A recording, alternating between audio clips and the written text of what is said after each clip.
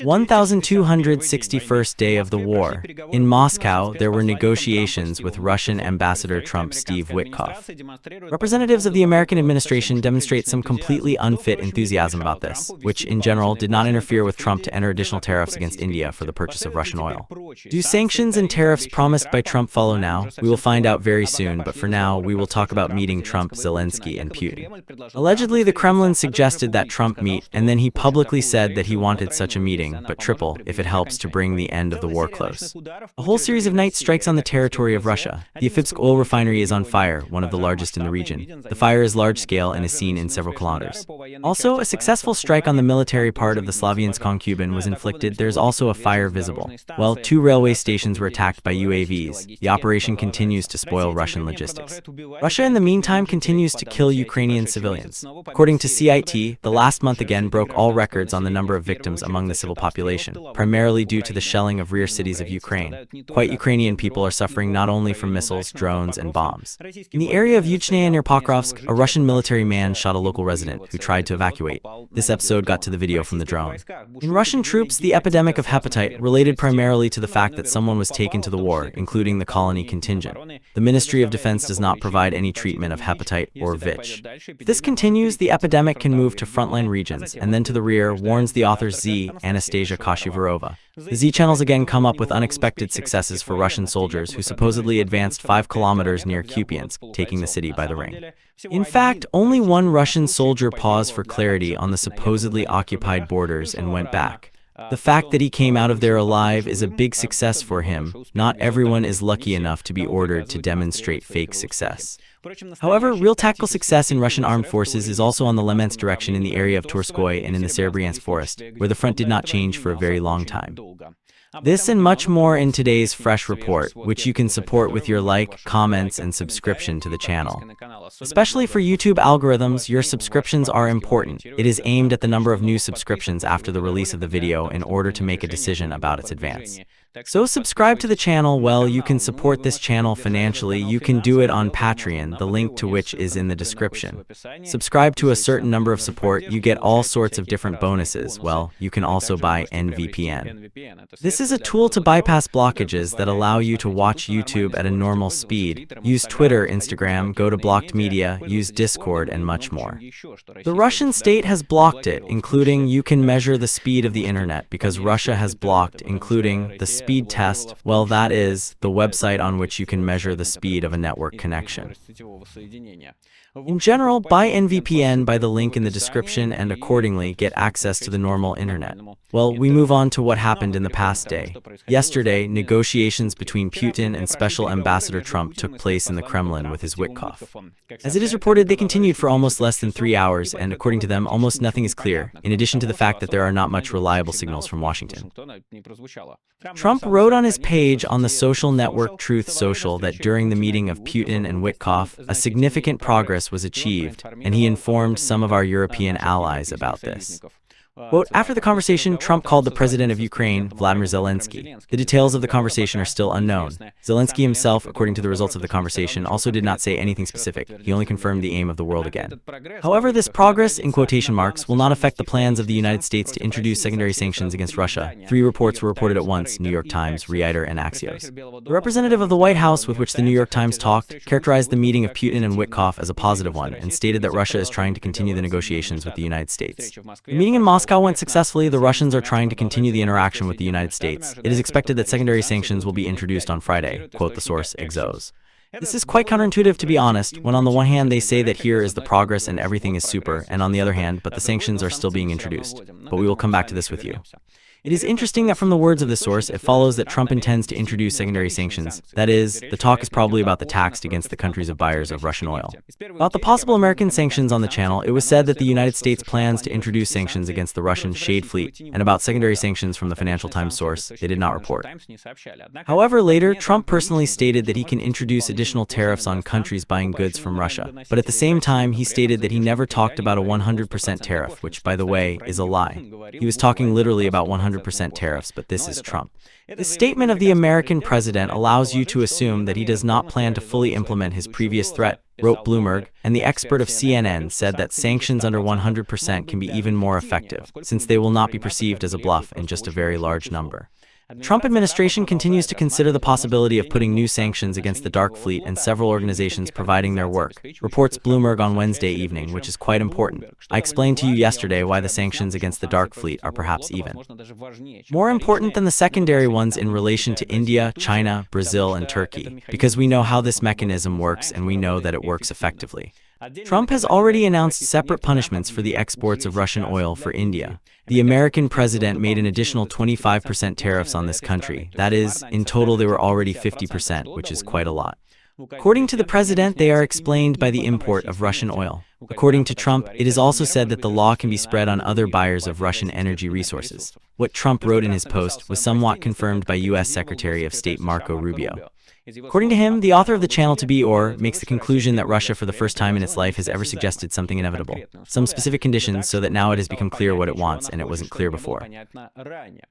Rubio immediately warns that this is something not too acceptable for Ukraine, but still offers to get positions close to it and kind of hint that Ukraine will somehow need to take something from it. Meanwhile, Rubio calls the key a territorial question. Here's the mystery: what kind of unacceptable territorial thing is it? And is it really some kind of another manipulative thing that Trump administration, as it used to be, can't even look at? It very much seems that way, says To Be Or, and brings in the quotes, if we can achieve progress, then the opportunity to meet President Trump, both with Putin and with Zelensky, comes up very quickly. But obviously a lot should happen before it becomes possible. I don't know if there's going to be a meeting for the next week or not. We'll see. It could take hours, days, weeks, we don't know. We still need to get to the point where such a meeting was productive and made sense. Today was a good day, but we have a lot of work to do and we have a lot of obstacles to cross, Rubio said. He was asked a question, what does end of the war mean for Putin in general? He says a lot about this, but what is it? The ceasefire he has never agreed to. Rubio responds, I will not get into the details of today's discussions in order not to harm them. At some point, the ceasefire should become part of the process. The key element of the end of the war is territorial matters. There should be concessions from the Russians and from the Ukrainians. This is difficult. The Ukrainians have paid a huge price in this war. These concessions are not simple, they need to be sold to their people. But I think everyone wants to end the war. There is still a lot of work to come, I do not want to exaggerate. But today we are definitely closer to the goal than we were yesterday, Rubio said. Also, the following question. If among the suggestions with which the smile will return to the ceasefire, Rubio briefly responds yes. The question is when on Thursday, Friday, Monday it was even discussed. Rubio responds, I cannot say about a specific time. A specific time was not discussed. I think now we better understand the conditions under which Russia will be ready to end the war. We need to see how close we can get the Russian-Ukrainian positions. Now for the first time, specific things have appeared that Russia has asked to end this war. Before that, we did not have such a thing. Now we at least have the attention that they require. It may be not what Ukraine can take, but at least it gives us a contour of what we should work on. Now we at least have something to work with. Well, the question of sanctions was asked, and the sanctions will be taken into account. President Trump, response Rubio, will take a decision about this in the next 24-36 hours. Much of this will depend on the progress that will be made in the next couple of days. I will not run in advance until we are not yet in the moment of taking this decision. The decision was announced on Friday, Rubio. Another question, Trump will talk to Putin on the telephone in the near future. Rubio responds, maybe, but nothing is yet planned, maybe in the next couple of days. After Rubio's words, Trump also spoke, and words that are even less clear. Well, I wouldn't say that he swallowed it, says Bitely, saying that Kremlin's attempts will turn the situation around. For me, Bitely writes, the main indicator is the tariffs against India and power, and he's going to introduce an additional one. Plus, he does not count that today there was some breakthrough on the negotiations. Well, judge for yourself, he emphasized what he considered the most important, said Bitely, wrote Bitely, and brings, in fact, quotes. A question for Trump, who asked himself, did Zelensky agree on a summit with Putin and when and where this can happen? Trump said there is a good perspective for this to happen. We have not yet decided where. Today we had good negotiations with Putin. There is a chance that we will end this long road and that a meeting will take place soon. A question, how close are you to the deal? Trump responds, I don't know, listen, I don't want to say, I was disappointed by this before. A question, what was the breakthrough today? Putin made some concessions which he did not do before. Trump responds, I do not call it a breakthrough, we have been working on this for a long time, thousands of young people are dying, missiles fly through Kiev and other places. Russia lost more than 20,000 beginning, 20,000, and the assessment of Ukraine is 9,000. This is a terrible situation, we want to stop it. You know, there are no American soldiers there, but I feel that I have a responsibility to stop it. It was not my war, it did not start, it is Biden's war, I am here to end it. Well, Trump as always gets lost in numbers, but again, we are looking for a general message and trying to find out whether Putin has schooled Bush and Witkoff or Trump has schooled Bush. It means that if he now says that Putin is again my friend, comrade, friend, and in general a good man, let's not introduce any sanctions. So far, nothing points to this, and here is the question from the journalists. You said earlier that Putin is taking you out of control, which gives you the confidence that it will not be like this time. Trump responds. I can't answer this question. I will tell you in several weeks, maybe less, but we have reached a progress. We have introduced 50% tariffs on India. I don't know if this is connected with this, but today there were very productive negotiations. The question is if the deal between Ukraine and Russia will be concluded, will you take the tariffs off India? Trump responds, we will solve this later, and now they pay 50%. The question is India says that other countries are also buying Russian oil. Why are you putting tariffs only against India? Trump responds, only 8 hours have passed. Let's see what happens next. You will see much more, you will see much more, Trump repeated. You will see so many secondary tariffs. China, this can happen. Everything depends on how it goes. The question is, how does it depend? Trump, I don't know, I can't tell you yet, but we did it with India, and we will do it perhaps with a couple of countries, one of which may be China. Question, is your deadline for Russia in force after today's negotiations, referring to this ultimatum for sanctions? Trump responds, now we have very serious negotiations on how to regularize and end it. Let's try to sum it all up somehow. It's clear, plus or minus, it's not beep. It is impossible to imagine that Russia is ready for peaceful regularity now. Putin has clearly made it clear that he has broken away from reality and sincerely believes that everything is fine with him, and Ukraine is falling apart, on which there are no even hint on the front of reality. The only possible option for regulating the war right now is to freeze the combat actions on the line of contact. Nothing else will be acceptable, because of the fact that Russia has not achieved any operational successes during its most intensive offensive since May. Any of its additional territorial claims, which are out of the framework of the current control zone, will not be taken seriously by any one of the sides. Putin is obviously trying to outflank Trump again and make him do all sorts of nonsense like, we are ready to make an agreement. And these things the American president calls progress, but this time there is a nuance, different from all the last times in similar configurations. The American president still leaves a punishment for India for the purchase of Russian oil and is going to impose a punishment for other countries that buy Russian oil. Yes, he apparently refused 100% of the tariffs, but this, as I brought higher, is not such a bad sign.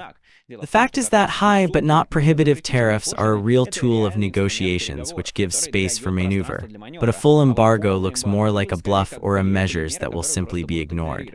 In any case, so far, the situation does not look like Putin managed to fool Trump. Witkoff may be, but the American administration has not yet taken action. And again, in any case, as long as Putin achieves his goals, we will find out, apparently, tomorrow evening, when Trump announces or does not announce any direct sanctions for Russia and secondary sanctions for buyers of its oil. I will separately say that in the case of the increase in tariffs for India, Russia is figurings and is called a threat to the security of the United States, which is a good sign. But again, not to overestimate the expectations, I will remind you again, we are talking about the most stupid administration in the history of America. The most degenerative president, the most degenerative environment from which even the only adequate person to look out for also in fact looks adequate only because he is in this environment. Basov is such a person, a million, who in 2022 said that Putin is a dictator, a military criminal. It is necessary to defeat him at any cost and so on, and now he tells completely different stories and completely different things. People can change their opinion, but when they do it under the influence of political conduct, I do not believe that these are leaders in the wide sense. Therefore, yes, even a relatively adequate Rubio is still a relatively adequate team that Donald Trump collected, and in fact, the leaders of this team are Donald Trump himself. These are stupid, infantile, absolutely inspired people, so let's see what this end result leads to. But what would I consider a good sign? Of course, I would consider the end of the war the best, most amazing option in the world. Well, that is, like nothing else, I do not want as much as a fair end to this war, which will arrange Ukraine. But I do not see any prerequisites for this at the moment, and Putin has convinced me in the last week that he absolutely does not understand those risks that are becoming more and more apparent in Russia from the point of view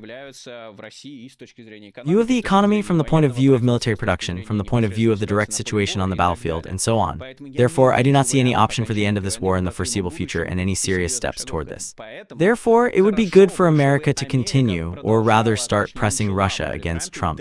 And if sanctions are put against the shadow fleet and monitoring of the shadow fleet is restored, this will be one of the best results. Because indeed, the shadow fleet is a vulnerable place of Russia. This is an Achilles heel in which blows really give a very serious effect from the point of view of the possibility of replenishment of the budget and accordingly, the funding of the further introduction of the war. Therefore, I very much hope that these measures will really be adopted. Well, what is called hold on to one hand, look at the other, see how it will be filled faster, so it is important not just to hope for something, but it is important to do what we can do with you here and now. So we continue to support Ukrainian defenders, who every day also read all this nonsense about Trump and not Trump and all that, but at the same time they are on the front line, they give their lives to stop Russian aggression, to the fact that Russia could not kill Ukrainian peaceful citizens. So far, this goal has not been achieved completely, but it was clearly possible to make Russia do this less, and this is all built on Ukrainian heroism only. That is, Vladimir Putin cannot achieve his goals precisely because of the Ukrainian soldiers who are preventing him from doing so, who give their lives, are ready to give their lives for their country, for their relatives and loved ones, and for their own freedom, in fact. And our task with you is to make sure they do not give their lives for this, well, that is, so that they remain alive, so we support Ukrainian forces with you and continue to fundraising for cars and expenditures for the 5th Assault Unit. We have already gathered a little more than half of you. I think that in the near future we will be able to complete this meeting. Thank you very much to everyone who has already participated. Thank you very much to everyone who will participate today. I remind you of the appeal from the fighters. Звертаємось до підписників каналу Майкла Накі. Підтримай 5-ту окрему штурмову київську бригаду. Ваша допомога – це не просто гроші. Це шанс врятувати життя, підтримати нас у найскладніші моменти та наблизити нашу перемогу. Разом ми можемо більше. Зроби свій внесок в перемогу над ворогом. Glory to Ukraine, glory, glory. Here's the QR code for Monobank, and in the description a link to Monobank to PayPal to cryptocurrency. Again, cryptocurrency sheiks, we welcome everyone.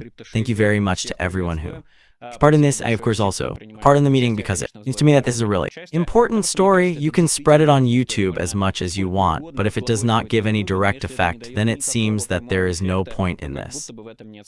Therefore, I have two goals. The first is to help the Ukrainian military, and the second is to increase the number of deserters. Well, that is, the total decrease in the number of Russian military on the front line, that is, the increase in the number of deserters and the increase in the number of people who will not go to the Russian army, that is, the decrease in the number of people who will go to it. I pursued these two goals. For these goals, I work every day, and thank you for helping these goals perform both your support for the video and, in fact, your support for Ukrainian military.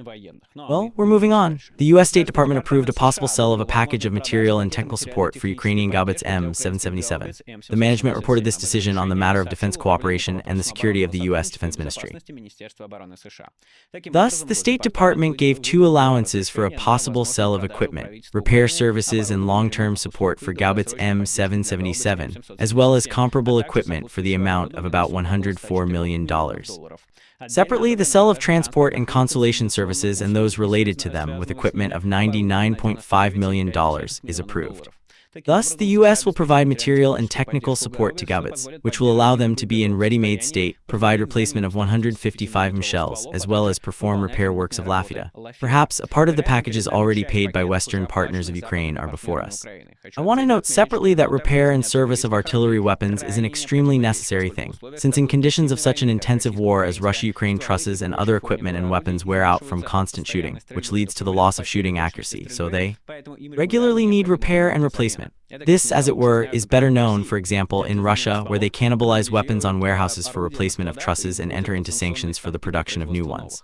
Therefore, Ukraine also needs to support its artillery in a ready-made state because, as for example the analyst Michael Kaufman recently told, the artillery in this war continues to play a key role. The majority of losses now fall on the drones. Let's move on to the Ukrainian strike. The Afipsky Oil Refinery is burning in the Krasnodarsk Krai after the UAV attack, according to local residents. This is one of the largest oil refineries in the region, according to local publics. After the object hit, a large-scale fire began. The fire was visible for kilometers. Emergency services were working at the scene. Also, the military unit is burning in Slovenia Kupyansk on Kuban after the drone attack. The fire on the territory of one of the military units of the Krasnodarsk Krai was confirmed in the local Russian armed forces, according to readers of Astra. They clarified that the burning unit has number 61661. Ukrainian long-range drones without excessive talks work at the end of the war, destroying Russian railway infrastructure. In Serebryansky, yes, there is such a settlement in the Volgograd region. After the attack on the railway station, a fire occurred, according to local residents.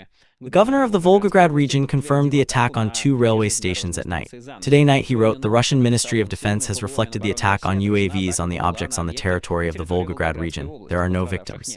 At the railway station in Serebryansky, a fire occurred in the administrative building, which is rapidly dying down by fire services. At the railway station of Maxim Gorky, at the moment, there are no sapper working with debris of the eliminated UAV. There are no damage to the objects. The movement of railway transport is underway, he wrote. Here are more frames of the burning station. On the night of August 6, there was a repeat raid on the Tatsinskaya railway station in the Rostov region. Apparently, the results of the previous raid on the night of August 5 were unsatisfactory, and Ukrainian planners of strikes decided to repeat. After the attack, a fire began. During the governor's office, Yuri Slusar wrote that grass burned in the Tatsinskaya village. It is not known whether the damage to the railway infrastructure was inflicted. In yesterday's video, I told you about the new Ukrainian strike company against the Russian railway network and its targets. So take a look if you suddenly missed. Russia, in the meantime, continues to destroy Ukraine's clean civil infrastructure. This time, an alternative route for gas supply hit, the Ukrainian Ministry of Energy told. Russia attacked the gas transport system object, which provides a diversified route for gas supply to Ukraine, wrote in the ministry. On the night of August 6, 2025, Russia inflicted a target strike on the object of gas infrastructure of the compressor station of the operator of the GTS Ukraine in the Odessa region, not far from the Ukrainian-Romanian border. This compressor station was hit in the route that connects the Greek gas transport terminals with the Ukrainian ground reservoirs of gas through the Trans-Balkan gas supply. Therefore, the routes were already carried out by the supply of U.S. gas transport, as well as by the test volume of Azerbaijani gas. By the way, I remind you that the previous intensification between Russia and Azerbaijan occurred after the shelling of the same objects related to Azerbaijan. Tonight, the equipment providing these supplies was attacked by dozens of strike UAVs, continues in the service.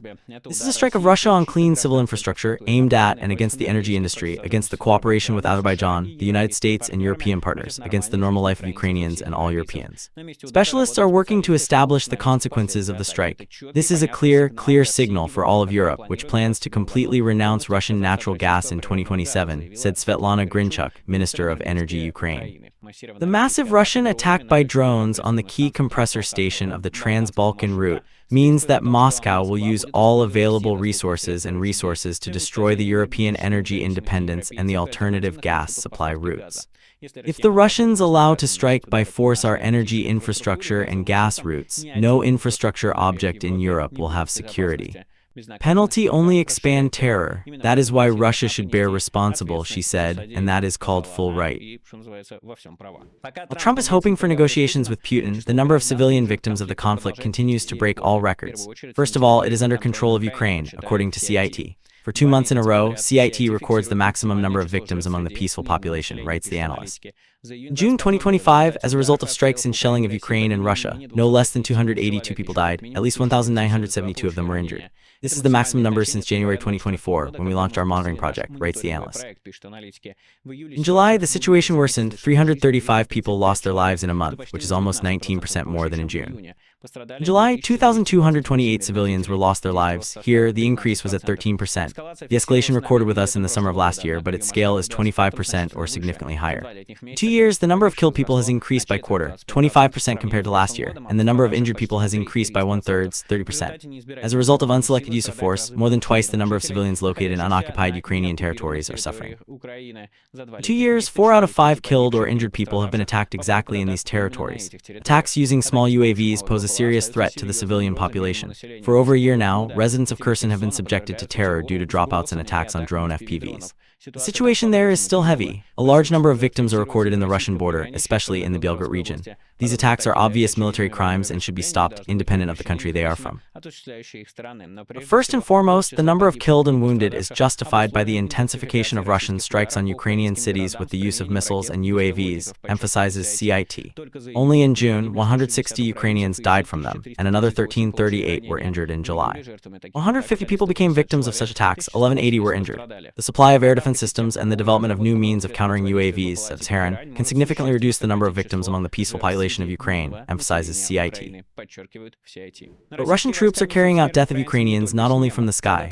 A soldier of the Russian occupation army shot a peaceful resident in the Pokrovsk district of the Donetsk region. This was reported in the office of the general prosecutor.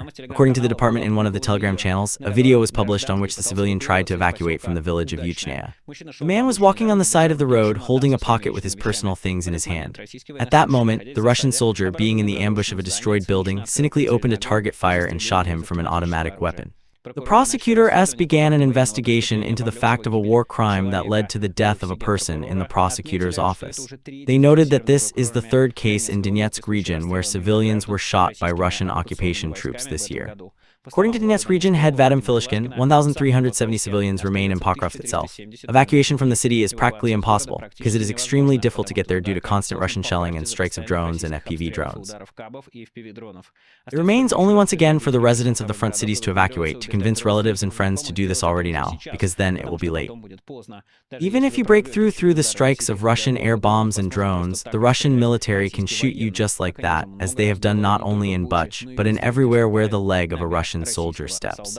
I can't show you the video completely, but you will find it without any difficulty. And once again, this is only what came up, not what came up, but what came up on the video from the drone and what was published by the Russian military itself. You see, that is, in fact, the number of such cases. It's difficult to even imagine this is not a military crime, a combination that does not mean anything in 2025. As it were, everything that Russia does is one big military crime, and by the way, a crime from the point of view of Russian legislation, because in the Russian legislation of the criminal.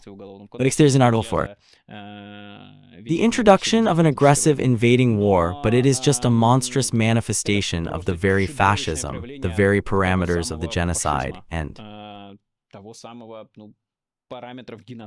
therefore, yes, Russian soldiers are this and nothing else, no matter how someone justifies what they do. The Ukrainian partisan posted an explosion unit under the Russian strike helicopter Mil-8 at a military base in the Tverskaya Oblast, Russia. Footage of the operation was published by the partisan movement People's Resistance of Ukraine and is sent by the military. To destroy the Russian helicopter, the partisan broke into the territory of the 344th Center for Military Operation and Training of the Army Aviation Corps, which is based not far from the city of Torshak in the Tverskaya Oblast. Reported two small explosions under the bridge of the Mil-28 highway, which is located over the short stop near the takeoff and landing line. The explosion of a Russian helicopter did not get into the video. Author and publication noted that the Russian troops were silent about the fact of infiltration into the unit's territory and the implementation of diversification. As a confirmation of the successful completion of the operation, the partisans bring a message to the local residents, who on May 31 reported the sound of explosions and smoke in the area of the airbase. The 344th Center prepares an air technical composition for the Russian armed forces and the partners countries for all types and modifications of helicopters, standing on the arms of the Army Aviation of the Air and Cosmic Forces of the Russian Armed Forces. In addition, its instructors teach pilots of a higher category with the qualification of Pilotchik Sniper and Sherma Sniper. At the base of the center, the Berkuda drone group using new combat helicopters Mi-28 and Nacke is operating. In satellite images, the air base of the 3044th Center made last year, in addition to the Mi-28, it is possible to see helicopters similar to the Mi-24, Mi-8, and Mi-17, the Militarny notes. Regardless of the results of the operation, it is possible to note that the Russian rear airfields are still at passages, and where to take people for the protection of all these objects is still decidedly unclear, which the Z channels complained about more than once. Deep State notes the Russians advance in the area of Golubovka to the north of Kupyansk. The Russians continue to exit at the edge of the city. In the Z channels, they reported a breakthrough of Russian armed forces by 5 kilometers to Sabulka to the west of Kupyansk based on a video with a Russian position geolocated in this area. What actually happened there explained the Z-War blogger Anatoly Radov. The Kupyansk direction continues to clean up Moscow region. With a certain task, one person passed further south along the tree lines, they shot a report for command, he left. Doing the task they're very ahead of time warns the Z-Analytics of their colleague. In general, the tasks are in line, and moreover, on the basis of one video, they are not working again, which in principle was supposed to be expected. I hope that soon everyone will get used to this, and the flag picker tactic, it will somehow go away, because, obviously, it does not work at all to determine the control over a certain settlement or position from the side of Russia or Ukraine. In the deep state, the advances of Russian armed forces are noted to the north of Torskoy. Russians are trying to take a village in the east bank of the Zherevets River, which is already in the gray zone, and also slowly infiltrating the western bank of the river Zherevets. On the map, the project has spread there. Also in deep state, the advance of Russian armed forces in the east, in the Serebryansky Forestry, where the front line has not changed for a long time after the Ukrainian counterattacks. In these areas, the authors of the project stopped in detail, writing the following. The last changes to the map demonstrate the result of constant pressure of Russian armed forces on the positions of the fighters of the defense forces. The Russians found another weak place in the defense and are trying to use this situation to the maximum. The Serebryansky Forestry has long remained a zone of a stable line of combat contact without changes and without prospects for the Russian forces. Today, unfortunately, so to speak, it is no longer possible. Russians, searching for weak positions or their absence, penetrate into the rear and try to secure there, entering the fight even with the drone operators, who simply did not expect this. The reason is a problem in the zone of responsibility of one of the TRO brigades, who extremely needs support and resources, which is a general problem when using territorial defense units. Now the situation is trying to stabilize, but the numerical superiority of infantry of Russian armed forces gives them the opportunity to achieve success in this sector, analysts note. At the same time, last week, Ukrainian fighters sensed significant pressure on the part of Grigorovka-Serebryanka, which is a bit further north of the neighboring north direction, where the Russians even pulled their equipment for assault, but it did not last long.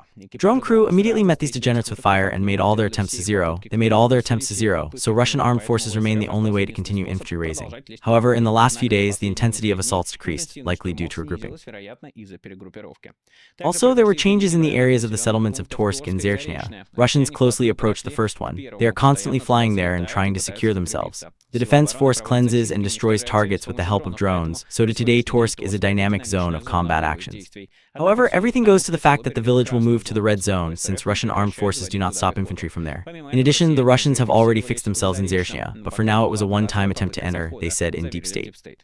Apparently, the Russian command has a task here to eliminate the Ukrainian presence on the eastern bank of the Zherevets and focus on the offensive to the west of it on Borov or Man, and in the perspective on Slavyansk.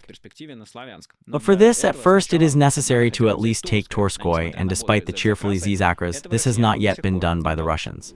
Researcher John B. together with Aidan Noctua and Waffentrager found signs that the Russians began to shoot in a significant number of T-72A tanks and send them to repair. In particular, a significant number of T-72 as gathered at the Ural Wagon Zavod parking lot, where repair and modernization of such tanks is underway. In a discussion with readers, John B. shared some considerations about the perspective of using this reserve. In particular, he believes that these tanks will be often used as tank turtles and battle taxis. According to this, the Russians will hardly add any more forces to their modernization, rather than enough. Jumpy also noted that with the current reduced level of tank losses, the Russians can stretch this reserve T-72A for several more years at such a pace. At such a pace, this is according to several mechanized assaults per month. The majority of Russian soldiers will still have to break through to Ukrainian positions on motorcycles, buggy on their two people, which, of course, is risked and leads to large losses. A new problem has occurred in the Russian army mass disease with hepatitis.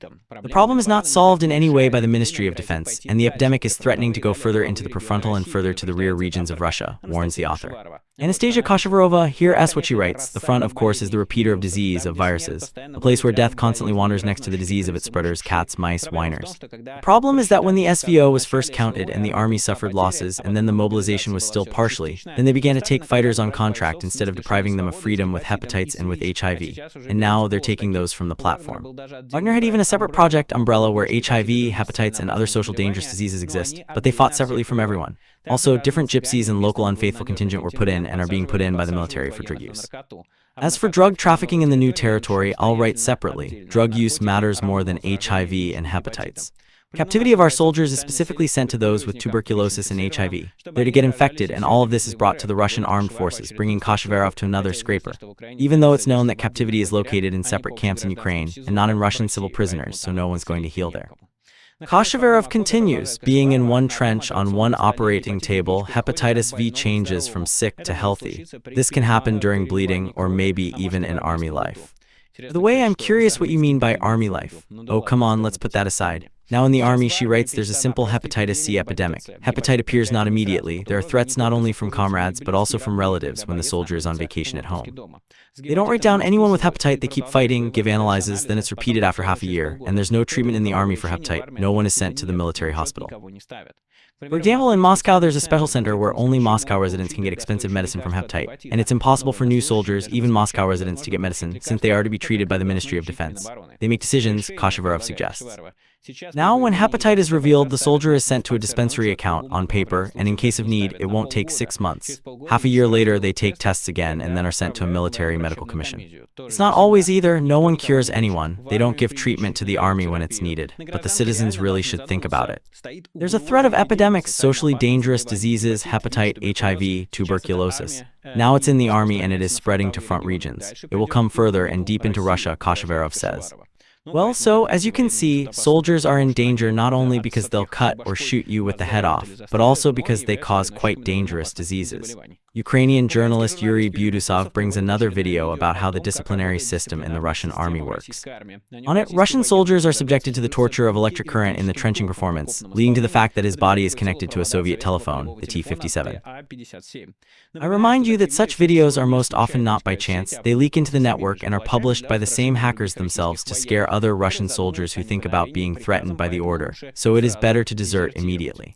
I use such videos, but I can't show them to you completely, of course, but in order to show you what is happening in the Russian army, why you do not need to go there, not at all, under what conditions, and why it is better to run away from there as soon as possible, if you still got there. These people do not live with such diagnoses. The residents of Debaltsevo with a partially removed Kishishnik were forcibly taken to the war without a medical commission. Now he has run away, but he continues to prosecute for his own threat. In 2022, the residents of Debaltsevo, Roman Borisenko, were forcibly mobilized to the DPRK, despite the difficult consequences of the car catastrophe in 2014 and the chronic diseases that appeared after that. Astrai told him himself. Once again, I want to thank Astrai for not giving up the matter of mobilized people from occupied territories, whose strong appeal not only was criminal for international law, but also carried out with all the thinkable and unthinkable violations, as well as responds to the question of why not to give up Russia, because you are mobilized in order to fight everyone with whom Russia, or rather Vladimir Putin, wants to fight further. I have 16 centimeters of guts hit, belly button tore, I was sewn up, light stopped, liver stopped, diarrhea started. After him there were problems with the belly button. In 3 months I was done 3 operations, I had 8 pipes. Even the professor came.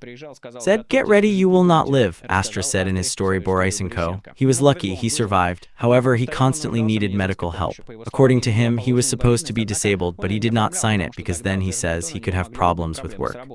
He wasn't afraid of mobilization when the war began because he worked as a boiler in a boiler room and he had weapons.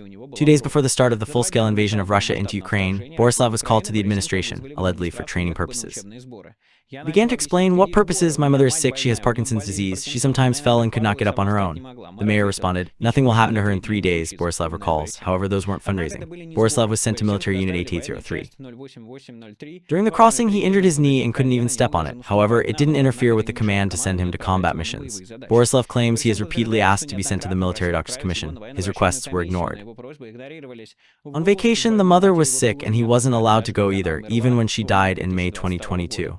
It took several weeks for him to ask for permission. On vacation, his condition sharply deteriorated. Borisenko again went to the hospital. After that, he went to several more hospitals. On January 1, 2023, he was admitted to the Ministry of Defense, Unit 34483. In the middle of 2023, he managed to pass the medical commission, where he was assigned to the category V. His words say the medical commission is specifically assigned to the D category, but no one pays attention to this violation. Soon it was found out that the gill, which was in him after the injury, grew from 8 centimeters to 21. Borisenko was once again operated on, tried to give reports about dismissal, but they were not considered. When he was once again threatened that he would be sent from the hospital to the position, and then directly to the assault, Borisenko left in the spring of last year in the self-reliant unit. Since then, according to him, a criminal case has been filed against him. His wife and relatives regularly come to threats, but she continues to send complaints to the prosecutor's office, the investigative committee, and the deputies. At the same time, according to him, response either does not come or the message is sent to the unit. According to Borisenko, he, together with his wife, requires the Ministry of Defense to provide the only document, the decision of the call commission, which does not exist, since the commission was not going to be, but it is refused under different suggestions. Everyone who is caught in the DNR for Sochi is sent not to the court, but back to the unit, where they force to sign contracts and send to assault, not understanding why people leave the unit. And we have become hostages. We have no opportunity to withdraw even under the condition of health, although neither from the DNR nor from the Ministry of Defense of the Russian Federation, we have not signed contracts, said Astra Borisenko. Another example of what is happening in the Russian army and what should not be hoped for, not for the sick, not for something else. They need meat, any price, any meat, because this is the Russian tactic. In the Volodymysk region, a case was suspended against the prosecutor who was accused of corruption due to the fact that he went to war.